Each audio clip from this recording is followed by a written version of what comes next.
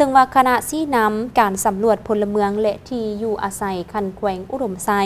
ได้สืบโตลงติดตามสุกยูการเก็บกำข้อมูลข่าวสารภูมิศาสตร์ทั่วประเทศครั้งที่ 5 ปี2025อยู่ที่เมืองนาหมอแขวงอุดมไซกองประชุมจัดขึ้นในวันที่ 13 พฤษภาคม 2025 นำโดยทานสมฤทธิ์รัตน์สเกตห้องหัวหน้าแผนกแผนการและการลงทุนคณะซี่น้ำคันแขวงหัวหน้าห้องการสำรวจคันแขวงพร้อมคณะมีทานสมจันทร์ทาวิวันหักห้องเลขาพักเมืองน้ำโมหัวหน้าคณะซี่น้ำการสำรวจพลเมืองที่อยู่อาศัยคันเมืองมีนักเดินสำรวจนักกวดกาคันเมืองเข้าร่วม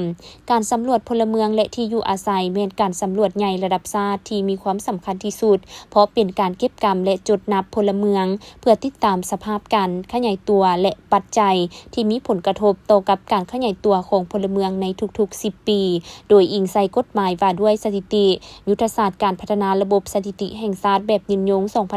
2016-2025 และวิสัยทัศน์ฮอดปี 2030แผนพัฒนาเศรษฐกิจสังคมแห่งชาติครั้งที่ 9 ปี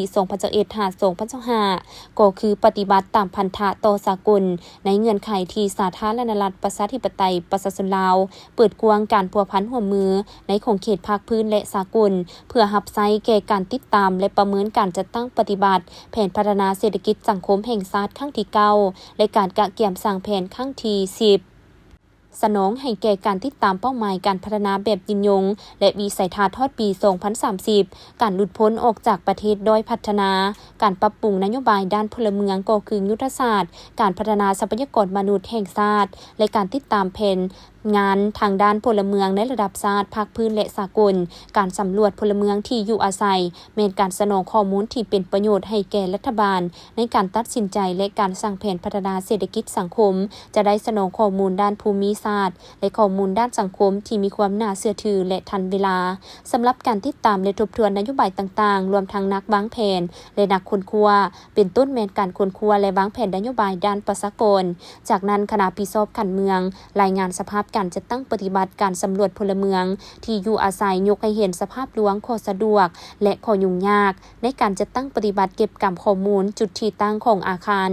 โครงสร้างอยู่บ้านเทศบาลและภาคสนามเมืองนาโมกับโนดเขตและนักเดินสำรวจเบื้องต้นมี30เขตกว่า27บ้านปัจจุบันสามารถจัดตั้งปฏิบัติสำเร็จแล้ว8เขตโอกาสนี้ผู้เข้าร่วมยังได้ประกอบคำคิดคำเห็นอย่างกงไปกงมาเพื่อเฮ็ดให้เวียกงานดังกล่าวมีความถูกต้องครบถ้วนชัดเจนและทันเวลาและมีการมอบงบประมาณจำนวนหนึ่งให้คณะพิสอบขันเมืองเพื่อรับใช้เข้าในการสำรวจพลเมืองที่อยู่อาศัยอยู่เมืองนาโมตื่มอีก